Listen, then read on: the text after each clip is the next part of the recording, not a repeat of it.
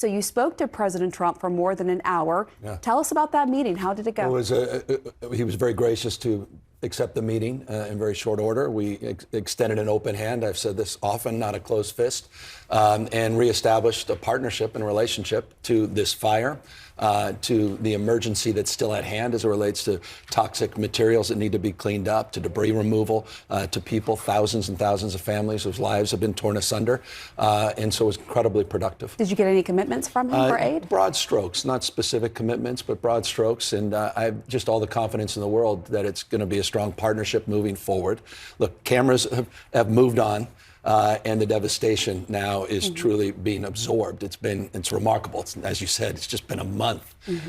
And people are just coming to grips with the trauma of their lives being completely destroyed, memories, memorabilia, generational homes. And so we're trying to do everything we can to distill a sense of well-being. And it's critical that the relationship between the President of the United States and the state of California remain strong and firm in our resolve to fix this. Said a whole bunch of nothing, and you can see his tone of voice have changed. He's changed his tone a whole lot. I wonder why. Then he pisses everybody off and says this crap. This is the reality, the new reality of extremes: extreme heat, extreme drought. You have droughts and rain bombs. You have flooding at the same time you're dealing with droughts, all happening concurrently. There's a new reality, the world we're living in, and if you're not believing science, you have to believe your own eyes, your own lived experience. And the reality is the insurance market understands it better than anyone else. The market and Mother Nature's are going to have to change the way we live and do business in the context of how we plan, how we do land use, zoning into the future along the lines of your question. We have to wake up to this reality. We cannot be in denial about what's going on with Mother Nature, again, around the globe. Mother Nature. Mother Nature. You, sir, are incompetent. Want to really see something that said, take a look at what happened. Hey. Why this beat so cold? We will make America proud again. When you try to kill our we will make America wealthy again. And yes, together, we will make America great again. People were killed and thousands of acres destroyed. Entire neighborhoods were wiped out. 1 month on, the fires are fully contained. And now officials are focusing on the massive and grueling cleanup ahead. The economic damage is estimated to be tens of billions of dollars. Yesterday, California Governor Gavin Newsom met with President Trump and held bipartisan meetings with lawmakers trying to secure disaster aid for his state's fire victims. Governor Newsom joins us now for an exclusive interview following his meeting with President Trump yesterday. Thank you so much for joining us. I know it's been a very busy trip for you here in Washington. So you spoke to President Trump for more than an hour. Yeah. Tell us about that meeting. How did it go? He was very gracious to accept the meeting in very short order. We extended an open hand. I've said this often, not a closed fist, and reestablished a partnership and relationship to this fire, to the emergency that's still at hand as it relates to toxic materials that need to be cleaned up, to debris removal. Talking about they wanted this to be the next president. This wanted to be a future president. Boy, I tell you, man, they need to walk this fella out. Resign now. Or they ought to just make an example out of him and just walk him out live on air.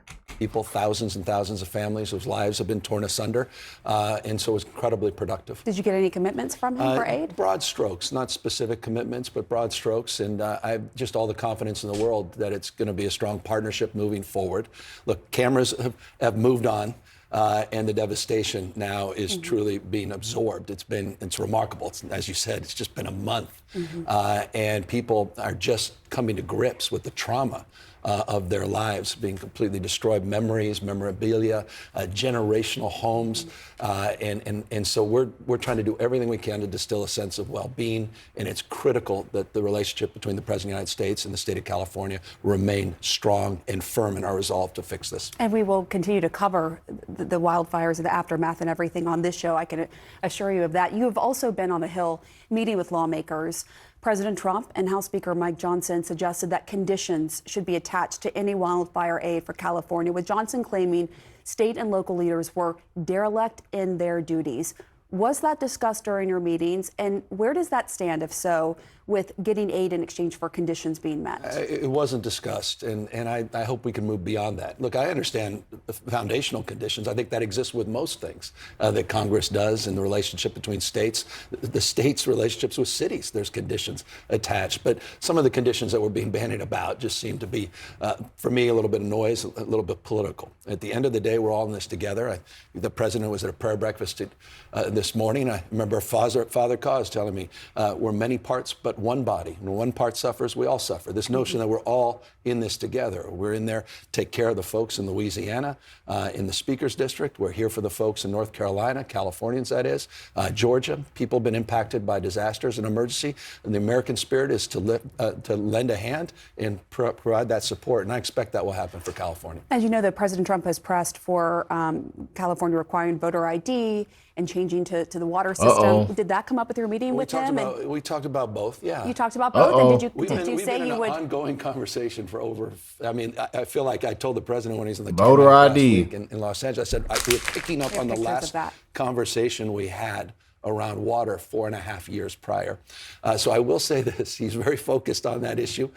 He certainly targeted some of that in terms of some of the actions he took by executive order. 2 billion gallons of water. And so we had and that's why it was an extended conversation. I didn't even know people knew how long the conversation was, but it was an extended conversation. And so it was spirited. And look, and it's exactly. Spirited how so? Bring us into that. Because we were just, it was an engaging conversation. You know what it was? It was a two-way conversation. And that's what it should be. I mean, just different points of view, expressing a different understanding of the nuances on the ground, but an appreciation to get something done. Did you tell him the 2 billion gallons of water didn't help with the wildfire recovery? I think it's been well covered. Okay. Understood. But, look, I kept going back. It wasn't about focusing on the disagreements. It was about focusing on what we have in common. And what we have in common is a desire to support the people of L.A. and also recognize that in 2028, we've got the Olympics coming to Southern California. We have an opportunity of a lifetime in the next 3 years to do something extraordinary. And I will say this is true, and it's factual, and you got to call balls and strikes. Lee Zeldin is doing an amazing job. He's on the ground today in Los Angeles. They are moving the first phase of the debris removal at record pace.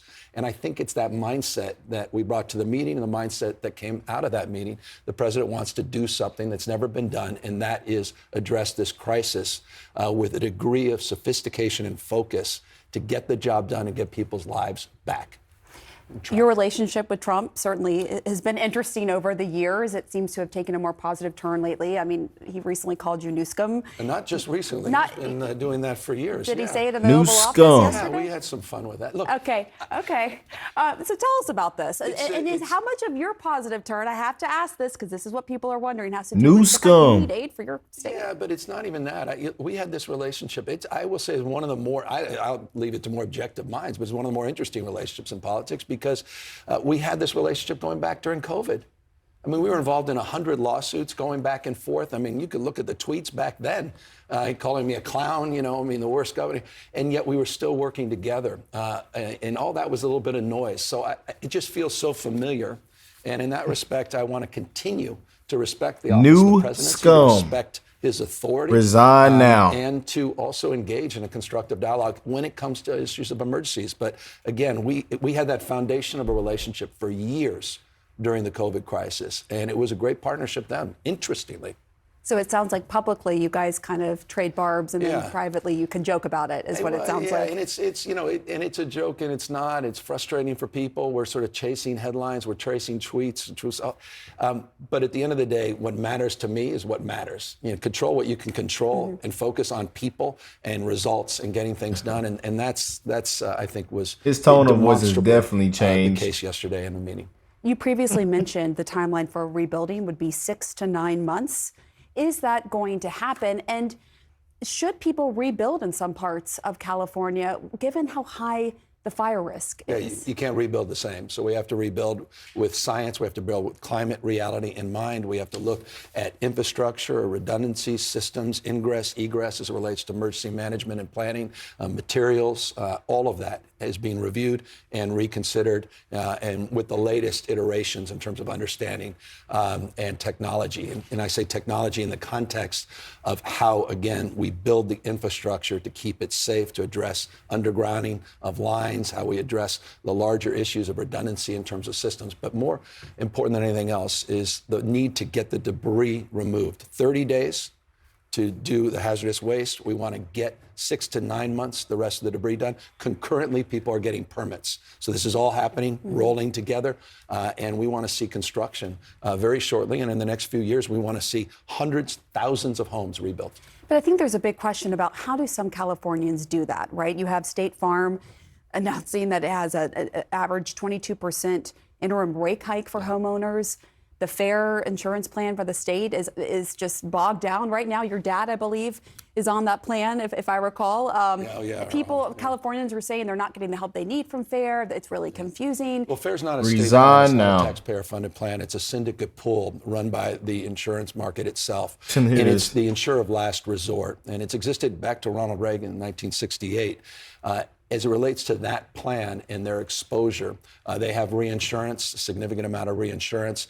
We feel strongly at this moment, and again, this changes in real time, that the plan will be able to absorb the losses ultimately. Now, as it relates to the larger issue of the insurance market, not unique to California by any stretch of the imagination, what's happening with insurance, and this is the reality, the new reality of extremes, extreme heat, extreme drought.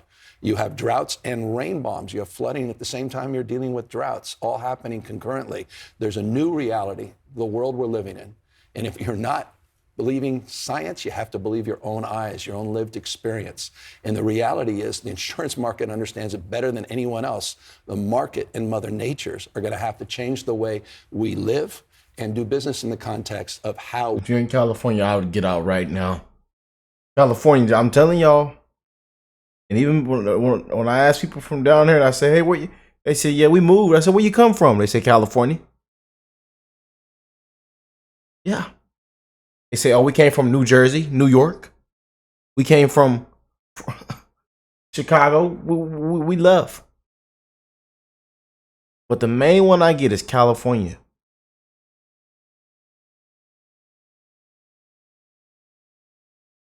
She ain't gonna. Boy, this fella here needs to resign, man.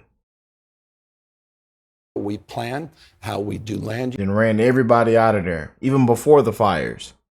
It ran everybody out of there. Use zoning into the future along the lines of your question. We have to wake up to this reality. We cannot be in denial about what's going on with Mother Nature, again, around the globe, not just in the state of California. But just to sort of pin you down, what does that mean for the rebuilding in some of these high-risk areas? Just more sophisticated design and planning. Remember, Altadena, many of those homes were done in the 20s and 30s and 40s for a world that no longer exists from a climate perspective. And so the ability to absorb a deeper understanding as you rebuild it. With President Trump, you said it was a continuation of a conversation you had had with him. He came there to California to tour the wildfire damage. Bring us into that. I know a lot of us were wondering what was happening in that moment. I just, again, back to open hand, not a closed fist, welcoming back to the state of California.